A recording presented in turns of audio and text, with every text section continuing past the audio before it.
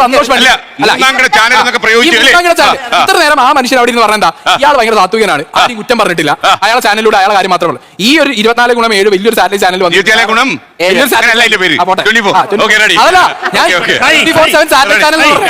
ഇതിനകത്ത് വന്നിരുന്നു. എല്ലാവർക്കും നമസ്കാരം. ഇന്നലെ നമ്മുടെ 24-ൽ ഒരു ചർച്ച കണ്ടിട്ടുണ്ടായിരുന്നു. തമ്മിൽ എന്ന് പറയുന്ന പരിപാടിയിൽ സായി ഉണ്ടായിരുന്നു, ആറാട്ടണ്ണൻ, സന്തോഷ് പണ്ഡിറ്റ്, പിന്നെ കുറച്ച് ഡോക്ടേഴ്സും ടീച്ചേഴ്സും അവരൊക്കെ ആയിട്ടുണ്ടായിരുന്നു. ഓക്കെ, ഈ പ്രോഗ്രാം കണ്ട സമയത്ത് ഈ ആറാട്ടണ്ണൻ എന്ന് പറയുന്ന ഫുണ്ട് എനിക്ക് ഇങ്ങനെ ആട്ടിക്കാനാണ് തോന്നിയത്. ഇവനാരാ? കാട്ടവരാതവും കോമാളിത്തനവും മറ്റേ അടുത്ത കണ്ടന്റും ചെയ്യുന്നു. ഇവൻ ബാക്കിയുള്ളവരെ കുറ്റം പറയുന്നു.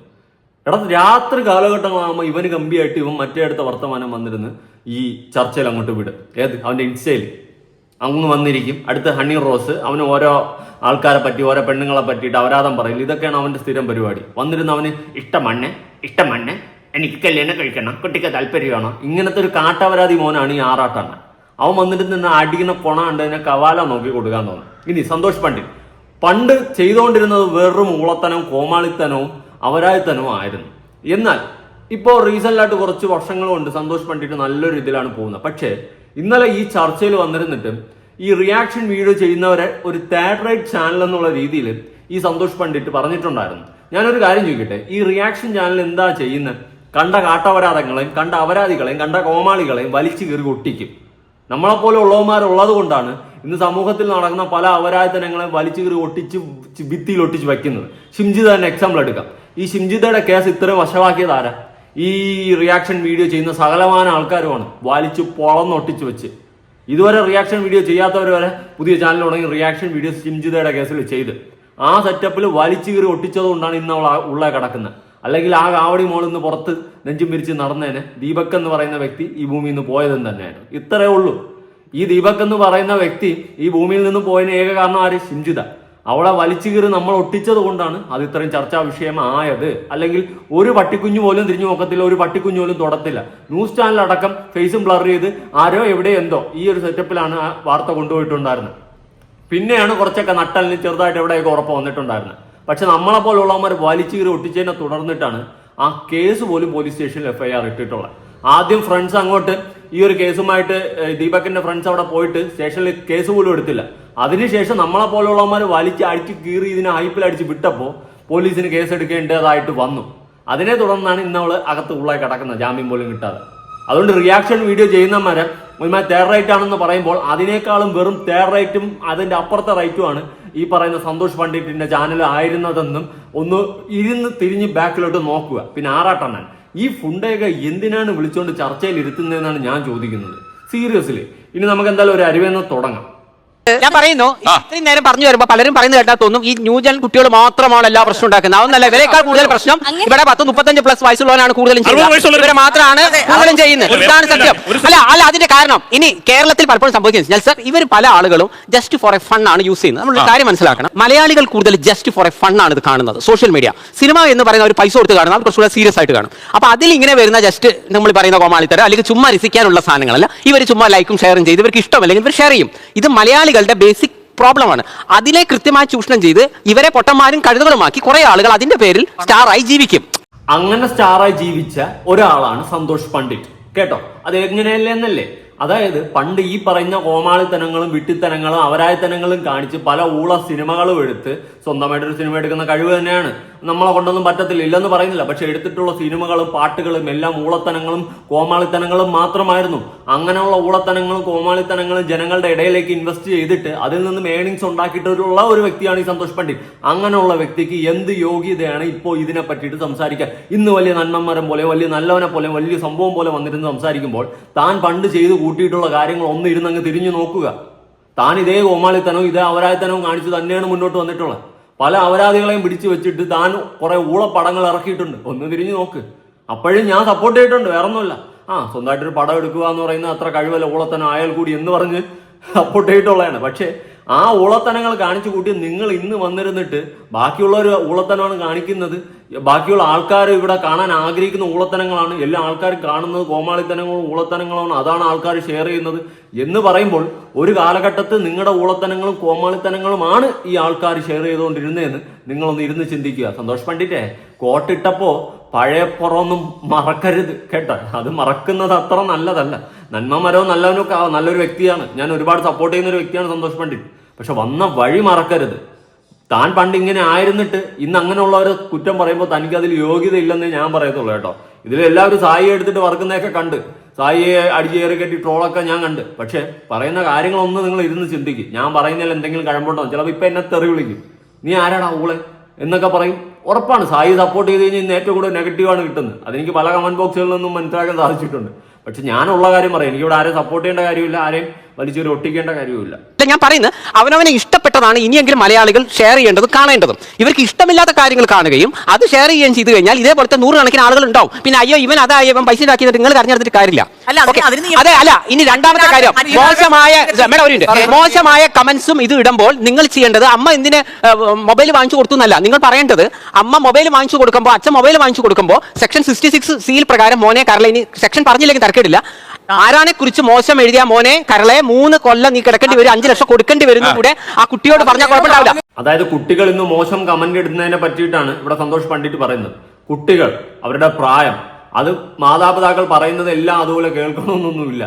അതിനേക്കാളും നല്ലത് കുട്ടികളിൽ ഫോൺ കൊടുക്കാതിരിക്കുന്നത് നല്ലത്. ഇനി കൊടുക്കുന്നുണ്ടെങ്കിൽ അത് മാതാപിതാക്കളുടെ ആ ഒരു പ്രസൻസിൽ ആയിരിക്കണമെന്നേ ഞാൻ പറയത്തുള്ളൂ.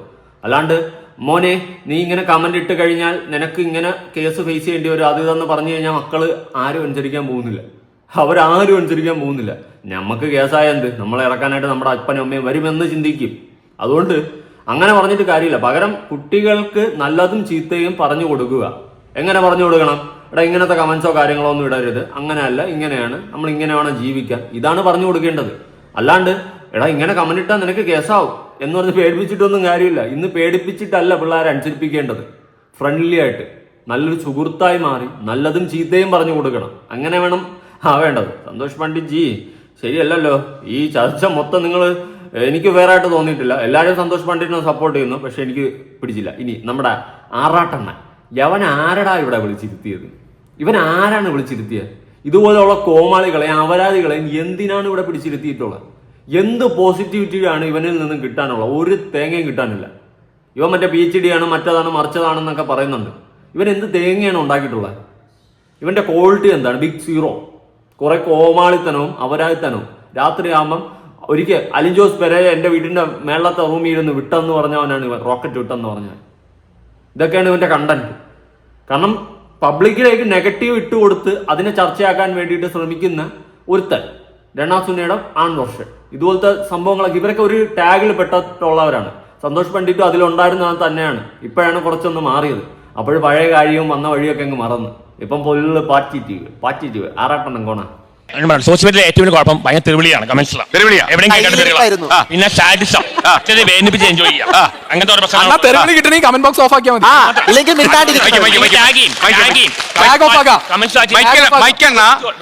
ഈ ആറട്ടെണ്ണന്റെ കൊണേടിയില്ലേ, സോഷ്യൽ മീഡിയ മൊത്തം തെരുവിളിയാണ്, മൊത്തം മറ്റേതാണ്, മറിച്ചതാണ്, സാഡിസ്റ്റ് ആണ്, കോപ്പാണ്. അപ്പൊ സായി ഇടയ്ക്കിരുന്ന് പറയുന്നുണ്ട് അങ്ങനെയാണെങ്കിൽ കമന്റ് ബോക്സ് ഓഫ് ചെയ്താൽ മതി. ഞാൻ അതല്ല പറയുന്നത്. നീ എന്നാത്തിനാണ് ഈ കുണച്ച വീഡിയോ ഇടുന്നത്? നിന്റെ വീഡിയോ കണ്ടിട്ട് ആർക്കാണ് ഇവിടെ തെറി വിളിക്കാതെ പോകാൻ പറ്റും? ഏതെങ്കിലും ഒരു മനുഷ്യന് നിന്റെ വീഡിയോ കണ്ടു കഴിഞ്ഞാൽ തെറി വിളിക്കാതെ അവിടെ നിന്ന് പോകാൻ പറ്റും? നിന്നെ വിളിച്ചിട്ടേ പോകത്തുള്ളൂ. അമ്മാതിരി അപരാധമാണ് നീ വിളിച്ച് പറയുന്നത്. നിന്നെ കൈ കിട്ടിയപ്പോൾ പൂശാൻ തോന്നുന്നു, അമ്മാതിരി അപരാധമാണ് നീ വിളിക്കുന്നത്. അതുകൊണ്ട് നിന്റെ വീഡിയോ കണ്ടിട്ട് ഒരു മനുഷ്യന് പോലും തെറി വിളിക്കാതിരിക്കാൻ പറ്റത്തില്ല. അത് നീ ആദ്യം മനസ്സിലാക്കടാ. ആദ്യം നിന്റെ മുതുകിലിരിക്കുന്ന ആല് വലിച്ചൂര്, എന്നിട്ട് നീ ബാക്കി ഉണ്ടാക്കാൻ പോകും. നീ മാന്യമായിട്ടുള്ള വീഡിയോ ഇട്ട് കഴിഞ്ഞാൽ തെറി വിളിക്കില്ല. ഞാൻ തന്നെ എത്ര കമന്റിൽ വന്നിട്ട് നിന്നെ തെറി വിളിച്ചിട്ടുണ്ട്, നിന്നെ അലിൻ ജോസ് പെരേരയൊക്കെ. കാരണം കാണിക്കുന്ന പേക്കൂത്തുകളും അപരാധങ്ങളും കണ്ടു കഴിഞ്ഞാൽ തെറി വിളിക്കാതെ പോകാൻ ഒരു മലയാളികൾക്കും പറ്റത്തില്ല. നിന്റെ കണ്ടന്റ് എടുത്തു വെച്ച് നീ തന്നെ ഒന്ന് നോക്ക്. ആളെ കണ്ടപ്പോൾ കമ്പിയായി, മറ്റവരെ കണ്ടപ്പോൾ കമ്പിയായി, എനിക്ക് പൊങ്ങി, ഇതൊക്കെയാണ് നീ പറഞ്ഞുകൊണ്ടിരിക്കുന്നത്. ഇങ്ങനെയുള്ള നിന്റെ അപരാധത്തിനെ എങ്ങനെ സപ്പോർട്ട് ചെയ്യാൻ പറ്റും? നിന്നെയൊക്കെ ചർച്ചയിൽ വിളിച്ചിരുത്തിയവരാണ് ആദ്യം മണലോട്ടി അടിക്കേണ്ടത്. ഏറ്റവും കൂടുതൽ റീച്ച് ചെയ്യുന്ന 3 കാര്യങ്ങൾക്കാണ്. ഒന്ന് കോമാളിത്തരം, 2 അപരാധം, 3 അഡൽട്ടർ. ഇത് 3ഉമാണ് നീ ചെയ്യുന്നത്. അത് നീ പറഞ്ഞ കറക്റ്റാണ്.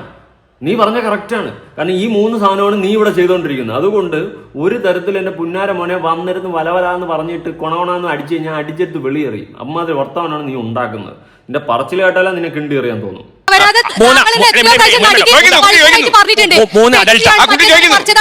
സാറിന് എത്രയോ വൾഗറായിട്ട് സാറെ ഇൻസ്റ്റാഗ്രാമിൽ ഇട്ടിട്ടുണ്ട്.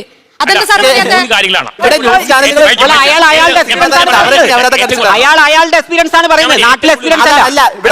അങ്ങനെ ആ രീതിയിൽ എടുത്തു. അതെ, പണ്ഡിറ്റ്ജി ഈ പറഞ്ഞത് കറക്റ്റാണ്. അത് അയാളുടെ എക്സ്പീരിയൻസ് ആണ് പറയുന്നത്. അയാള് സമൂഹത്തിലോട്ട് കൊടുക്കുന്ന കണ്ടന്റും അതാണ് അയാൾ ഉണ്ടാക്കുന്ന കണ്ടന്റ്. ആ കണ്ടന്റ് വെച്ചിട്ടാണ് അയാൾ റീച്ച് ഉണ്ടാക്കുന്നതെന്നും വ്യക്തമായിട്ട് അയാൾ തന്നെ തുപ്പിയിരിക്കുകയാണ്. ആര്? ആറാട്ടണ്ണൻ. ഇവനെ പോലുള്ള നാറി, ഇവനെ എന്താ പറയേണ്ടത്?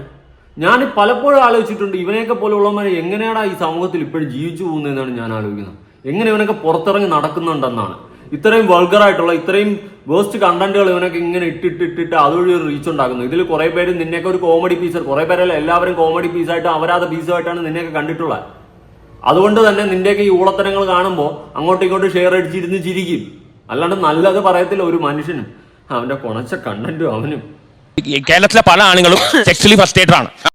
അത് നീ മാത്രം, നീ നിന്റെ കൂടെയുള്ള അലൻ ജോസ് പെരേരയും നിന്റെയൊക്കെ കൂട്ടത്തുള്ളവന്മാരാണ് ഈ പറഞ്ഞ സെക്ഷലി ഫ്രസ്ട്രേറ്റഡ് ആയിട്ടിരിക്കുന്നത്. അല്ലാതെ മര്യാദയ്ക്ക് ഇരിക്കുന്ന ആണുങ്ങളും ഉണ്ട് കേട്ടാ. കേരളത്തിലെ മുഴുവൻ ആണുങ്ങളും അല്ലെങ്കിൽ ഒട്ടുമുക്കാൽ ആണുങ്ങളും സെക്ഷൽ ഫ്രസ്ട്രേഷൻ എന്ന് പറയുമ്പോൾ നീ നിന്റെ തന്തയെ പിടിച്ചിരുത്തി പറയണം, മനസ്സിലായ? ബാക്കിയുള്ള എല്ലാ ആണുങ്ങളും അങ്ങനെയല്ല. നിന്റെ ഒരുമാതിരി മറ്റേടുത്ത വർത്തമാനം നീ പറയുന്നത് രാത്രി കാലഘട്ടങ്ങളിൽ നിനക്ക് കഴപ്പളവിട്ട് നീ പറയുന്ന ഒരുമാതിരി തന്തയില്ലാത്ത വർത്തമാനങ്ങളുണ്ട്, അത് വെച്ചിട്ട് നീ ഉണ്ടാക്ക്. അല്ലാണ്ട് ആറാട്ടെണ്ണ ഇങ്ങോട്ട് ബാക്കിയുള്ള ആണുങ്ങളെ മൊത്തത്തിൽ പിടിച്ചു നിർത്തിയിട്ട് ഒരുമാതിരി മറ്റേടുത്ത വർത്തമാനം പറഞ്ഞു കഴിഞ്ഞാൽ കിണ്ടിയെടുത്ത് വെളിയേറി. ഉള്ള കാര്യം ഞാൻ പറയാം. ഇതെന്താ വർത്തമാനം? കേരളത്തിലെ ഒട്ടുമിക്ക ആൾക്കാരും സെക്ഷൽ ഫ്രസ്ട്രേറ്റഡ് ആണ് ആണുങ്ങൾ. നീ നിന്റെ വീട്ടുകാരും അങ്ങനെ ആയിരിക്കും എന്ന് വെച്ചിട്ട് ബാക്കിയുള്ളവർ അങ്ങനെയല്ല. നിനക്ക് ആ കഴപ്പുണ്ട്. രാത്രി ആകുമ്പോൾ നിന്റെ മറ്റേ കാഴ്ച വീഡിയോകൾ എടുത്ത് ഇടുമ്പോൾ നിനക്ക് ആ കഴപ്പുണ്ടെന്ന് വ്യക്തമായിട്ട് നമുക്കറിയാം. കണ്ടുകൊണ്ടിരിക്കുന്ന എല്ലാ ജനങ്ങൾക്കും അറിയാം. കൂടുതലിരുന്ന് കൊണയടിക്കില്ല ആറാട്ടാണ്. ഇവനൊക്കെ ആരാ പിടിച്ച് ഇരുത്തിയത് ഇവിടെ? വിവരം, ബോധം, വിദ്യാഭ്യാസം ഇത് മൂന്നും ഇല്ല. ഇവൻ മറ്റേ PhD ഉണ്ടാക്കിയെന്ന് പറഞ്ഞു. എനിക്കറിഞ്ഞൂടെ എവിടെ പോയി ഉണ്ടാക്കിയെന്ന്. കോപ്പ്. ഈ മൂന്നെണ്ണത്തിൽ താങ്കൾ പറയും, ഒന്ന് അപരാധം, രണ്ട് കോമാളിത്തരം, മൂന്ന് അഡൽട്ടറി. ഏറ്റവും കൂടുതൽ കേരളത്തിൽ ഭംഗിയായിട്ട് ഉപയോഗിച്ചിരിക്കുന്ന ആരാ? കാരണം എന്താ? ആൾക്കാർക്ക് വേണ്ട അതാണ്. ആൾക്കാർക്ക് വേണ്ട അങ്ങനത്തെ കാര്യങ്ങളാണ്. നല്ലതാർക്ക് വേണ്ട. മീഡിയ എന്തുകൊണ്ട് ഈ ആറാട്ടെണ്ണം പറയുന്നറിയോ? ആളുകൾക്ക് അത് ആവശ്യമുണ്ട്, അതുകൊണ്ട് ആ പാത്രം പറഞ്ഞ് ഞാൻ വിളമ്പുന്നു. ഈ മൂന്ന് സാധനങ്ങളും വിറ്റിട്ട് തന്നെയാണ് ഇവൻ ഇവിടെ ഇരിക്കുന്നത്. ആ ആള് പറഞ്ഞതും അവിടെ ഇരിക്കുന്ന ആൾക്കാർ പറയുന്നതും എല്ലാം കറക്റ്റ് അല്ല. ഇവനെ പോലുള്ളവനൊക്കെ എന്തിനടാ മഡൽ വെട്ടി അടിച്ച തീരൂ. നിങ്ങൾ പറയും ഇവനൊക്കെ എന്ത് ചെയ്യണമെന്ന്. നിങ്ങൾ കമന്റ് ചെയ്യും. ഇവനെ പോലുള്ളവന്മാർ എന്ത് ചെയ്യണമെന്ന് നിങ്ങൾ കമന്റ് ചെയ്യും. ഞാൻ കുറെ കാലമായിട്ട് നിന്നെ നോട്ട് ഇട്ടിരിക്കുകയാണ്. പിന്നെ വേണ്ട പോട്ട് തീട്ട കേസ് എന്ന് പറഞ്ഞ് കളയാറുണ്ട്. ഇപ്പോഴും അവൻ ചർച്ചയിൽ കൊണയടിക്കുന്നു. കേരളത്തിലുള്ള മുക്കാൽ ആണുങ്ങളും സെക്ഷലി ഫ്രസ്ട്രേറ്റഡ് ആണെന്ന്. നിനക്ക് കഴിച്ചടക്കണമെങ്കിൽ നീ കൊണ്ട് വല്ല മുള്ളുമുറിക്കലും വരക്കി. ബാക്കിയുള്ളവരെ പിടിച്ചിടണ്ടേ? അവരാതി മോനെ. ക്രെഡിബിലിറ്റി ഞങ്ങൾക്ക് ക്രെഡിബിലിറ്റി ഇല്ലാന്ന് പറയുന്ന സൈഡായിട്ട് ഞാൻ സമ്മതിക്കില്ല. ഇവിടുത്തെ എല്ലാവർക്കും എക്സിസ്റ്റൻസ് ആണ് മാറ്റർ. ഇവിടെ ഞാൻ പറഞ്ഞ കാര്യം ഒരു പോയിന്റ് ആണ്. സന്തോഷ് പണ്ഡിറ്റ് എന്ന് പറഞ്ഞ വ്യക്തി സ്വന്തം ചാനലിൽ ഇരുന്ന് വീഡിയോ ഇടുന്നു. അങ്ങനെയുള്ള കോർ ഓഡിയൻസ് 1 ലക്ഷം മാത്രമാണ്. 10 ലക്ഷം മൂന്നാംകിട ചാനലിനേക്കാൾ സബ്സ്ക്രൈബേഴ്സ് എനിക്കുണ്ട്.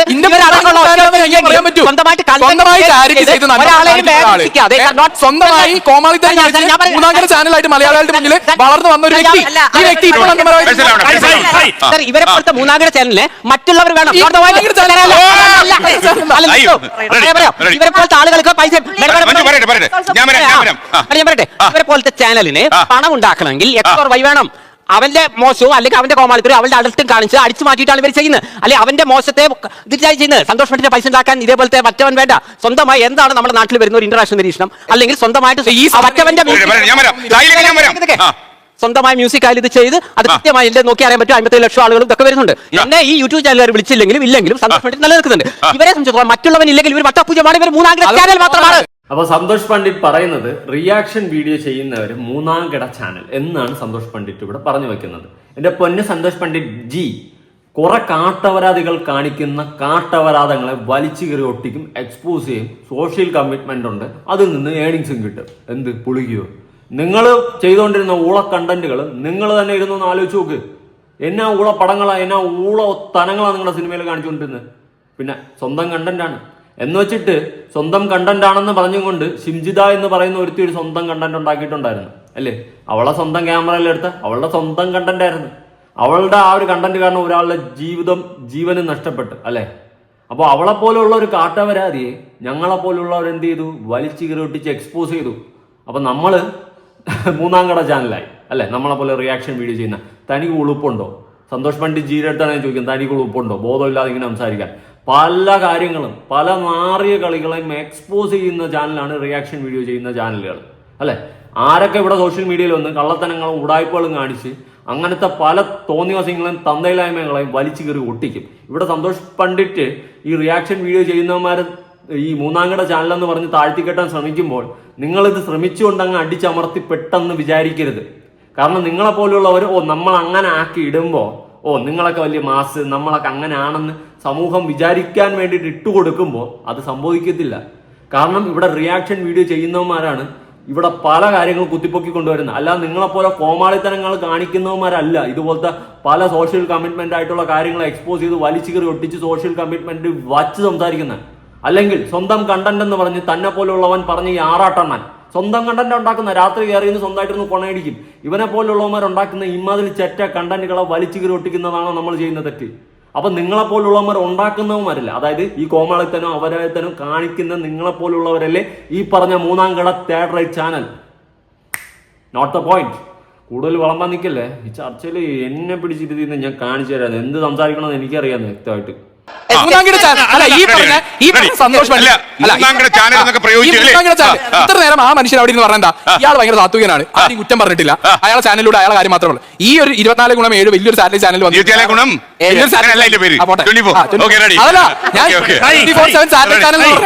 ഇതിനകത്ത് വന്നിരുന്നിട്ട് ഇതിനകത്ത് വന്നിരുന്നിട്ട് വേറൊരാളെ ചാനൽ മൂന്നാംകിട ചാനൽ എന്ന് പറയുമ്പോൾ ഈ മനുഷ്യൻ എത്രത്തോളം നാട്ടുകാർ ഇളക്കില്ലേ? ഒന്ന്. രണ്ടാമത്തെ കാര്യം, ഒരു യൂട്യൂബിലോ ഒരു ഫേസ്ബുക്കിലോ ഒരു ഇൻസ്റ്റാഗ്രാമിലോ സെക്കൻഡ് പാർട്ടിയുടെ ഒരു കണ്ടന്റ് എടുക്കരുത് എന്നുള്ള നിയമമൊന്നുമില്ല. എടുത്തു കഴിഞ്ഞാൽ അത് കൃത്യമായി പീനലൈസ് ചെയ്യാൻ ആരാണോ ഓണർ അയാൾക്ക് സാധിക്കും, ഇല്ലേ? അങ്ങനെ പീനലൈസ് ചെയ്യേണ്ട എന്ന് തീരുമാനിക്കുകയും സ്വന്തം കണ്ടന്റുകൾക്ക് കൂടുതൽ വിസിബിലിറ്റി കിട്ടണമെന്ന് വേറൊരാൾ ആഗ്രഹിച്ചതുകൊണ്ടായിരിക്കാം നമ്മളെ പോലുള്ളവർ ഈ കണ്ടന്റ് എടുക്കുമ്പോൾ അവരൊന്നും പറയാത്തത്. പിന്നെ നമ്മൾ ഇത് എടുക്കുമ്പോൾ ഒരു ലൈൻ ഓഫ് റെസ്പെക്ട് കീപ്പ് ചെയ്തിട്ടാണ് ഞാൻ എന്റെ ചാനൽ അങ്ങനെ സംസാരിച്ചിട്ടുള്ളത്. ഇന്നവരെ എനിക്ക് അതിന്റെ പേരിൽ ഒരു കേസും ഇല്ല. ഇത് ഇല്ലാത്തവർ ചെയ്യുന്നത് എല്ലാവരുടെ തലയിൽ മൂന്നാംകിട ചാനൽ എന്ന് പറഞ്ഞാൽ അടിച്ചേൽപ്പിക്കാൻ പാടില്ല. ഇപ്പൊ ഞാൻ നോക്കുന്ന സമയത്ത് സന്തോഷ് പണ്ഡിറ്റിന്റെ ആദ്യ കാലഘട്ടത്തിൽ ചാനൽ ചർച്ച മുതൽ ഇദ്ദേഹത്തിന്റെ സിനിമ മുതൽ നോക്കിക്കഴിഞ്ഞാൽ അപരാധം എന്ന് പറയുന്ന മനുഷ്യനിൽ നിന്ന് ഞാൻ മാറി ഇദ്ദേഹത്തിന്റെ ഇപ്പോഴത്തെ ചാനൽ നോക്കുമ്പോൾ നമ്മൾ ആ മാറ്റം കണ്ടു. ഓക്കെ, അപ്രീഷിയേറ്റ് ചെയ്യുന്നു, പോകുന്നു, അഭിപ്രായം പറയുന്നു, പോകുന്നു. ഒരു നേരം പോയിട്ട് അവിടെ ചെന്നിട്ട് മൂന്നാംകിട ചാനലാണ് മറ്റാന്ന് നമ്മൾ പറയാൻ നിൽക്കാറില്ല. ഇത് സ്വന്തം ഫ്രസ്ട്രേറ്റഡ് ആകുമ്പോൾ ഇതേപോലെ ബുള്ളി ചെയ്യുന്ന ഈ കൾച്ചർ ഇന്ന് ഇവിടെ എക്സ്പോസ്ഡ് ആയി. ഇതാണ് സോഷ്യൽ മീഡിയയിൽ നടക്കുന്നത്. അദ്ദേഹം പറഞ്ഞത്, സന്തോഷ് പറഞ്ഞത് എന്താ? ഞാൻ എന്റെ ചാനലിൽ ഞാൻ സ്വയം കണ്ടന്റ് ക്രിയേറ്റ് ചെയ്ത് സ്വയം ടെലികാസ്റ്റ് ചെയ്യുന്നു. അത് ആളുകൾ കാണാതിരിക്കുകയോ ചെയ്യുന്നു. സന്തോഷിനെ കുറിച്ചുള്ള ഏറ്റവും വലിയ ബഹുമതി എന്ന് അദ്ദേഹത്തിൽ ഒരു നല്ല മനുഷ്യനുണ്ട്. ആ മനുഷ്യൻ അദ്ദേഹം പറഞ്ഞ ഒരു സെൻസ് ഉണ്ട്. സായിയെ പോലെ അല്ല, മറ്റ് സായെ പോലെ നിന്റെ ചാനൽ പോലെ മൂന്നാംകിട ചാനൽ, അതായത് സെക്കൻഡ് പാർട്ടിയുടെയോ തേർഡ് പാർട്ടിയുടെയോ കണ്ടന്റ്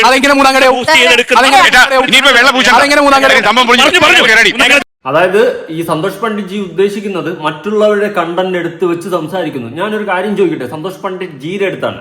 അതായത് ഇപ്പൊ നാളെ ഒരുത്തൻ ഒരു പെൺകുട്ടിയെ ഉപദ്രവിച്ചിട്ട് അവന്റെ യൂട്യൂബ് ചാനലിൽ ഇട്ടു എന്ന് വയ്ക്കുക, എക്സാമ്പിളാണ് പറയുന്നത് കേട്ടോ. അവന്റെ ചാനലിൽ അങ്ങനെ ഇട്ടിട്ട് ഓക്കെ, അത് അവന്റെ സ്വന്തം കണ്ടന്റ് ആണ്, അവൻ ഇട്ടു, എല്ലാവരും കണ്ടു, ലൈക്ക് അടിച്ചു, ഷെയർ അടിച്ചു, തീർന്ന, കമന്റ് അടിച്ചു. പക്ഷെ ഇതുപോലെയുള്ള കഴിപ്പണം കെട്ട നാറുകളെ നമ്മളെ പോലെയുള്ളവന്മാരെ എടുത്തു വെച്ച് എക്സ്പോസ് ചെയ്യുമ്പോഴാണ് തനിക്ക് കുറ്റം. തനിക്ക് ഉളുപ്പുണ്ടോ? സന്തോഷിന്റെ അടുത്താണ് എനിക്ക് ചോദിക്കാറ്. ഒരു റെസ്പെക്ട് ഉണ്ടായിരുന്നു, കളഞ്ഞു കുളിച്ചു. ഈ റിയാക്ഷൻ വീഡിയോ കൊണ്ട് നമ്മൾ എന്താ ചെയ്യുന്നത്? നമ്മൾ ഇല്ലാത്ത കാര്യങ്ങൾ പറയുന്നുണ്ടോ? അല്ലെങ്കിൽ ആരെങ്കിലും കുറിച്ച് സംസാരിക്കുമ്പോൾ നമ്മൾ ഇല്ലാത്ത കാര്യങ്ങളാണോ പറയുന്നത്? കണ്ട കാട്ടവരാധങ്ങളെയും കോമാളിത്തനങ്ങളെയും വലിച്ചു കീറി ഒട്ടിക്കുന്നു. നാളെയും ന്യൂസ് ചാനലിൽ എന്തെങ്കിലും വിഷയങ്ങളിൽ വന്നു കഴിഞ്ഞാൽ നമ്മൾ അത് എടുത്തു വെച്ച് ചർച്ച ചെയ്യും, സംസാരിക്കും. നമുക്ക് കിട്ടുന്ന തെളിവുകളെ എക്സ്പോസ് ചെയ്യും, ഇനിയും ചെയ്യും. അതിന് മൂന്നാംകിട ചാനലെന്ന് പറഞ്ഞ് താഴ്ത്തി കെട്ടുമ്പോൾ തന്നെയൊക്കെ പോലുള്ള കോമാളികളുടെ ചാനലിൽ നമ്മൾ എന്താ പറയേണ്ട? പിന്നെ നാലാംകിട ചാനലെന്നാ? അയ്യേ, പണ്ഡിറ്റിനൊക്കെ ഇത്രയും വിവരമില്ലായിരുന്നു എന്ന് ഞാൻ ഇപ്പോഴാണ് മനസ്സിലാക്കുന്നത്. അപ്പൊ താനൊക്കെ ഒരു വിഷയമായി സംബന്ധിച്ചിട്ട് എന്തെങ്കിലും ഒരു പോസ്റ്റ് ഇടുന്ന സമയത്ത് മറ്റൊരാളുടെ വിഷയം, മറ്റൊരാളുടെ സബ്ജക്റ്റുമായി ബന്ധപ്പെട്ട് തന്റെ അഭിപ്രായം താൻ പറഞ്ഞു കഴിഞ്ഞാൽ തന്റെ ചാനൽ മൂന്നാംകിട ചാനലാവും. തനിക്കൊക്കെ എന്ത് ബോധത്തോടെ ഇരിക്കുന്നത് എനിക്ക് മനസ്സിലാവുന്നില്ല. ഇനി നാദറ കുറച്ച് കാര്യം പറയുന്നുണ്ട്, കേട്ടു നോക്കുക.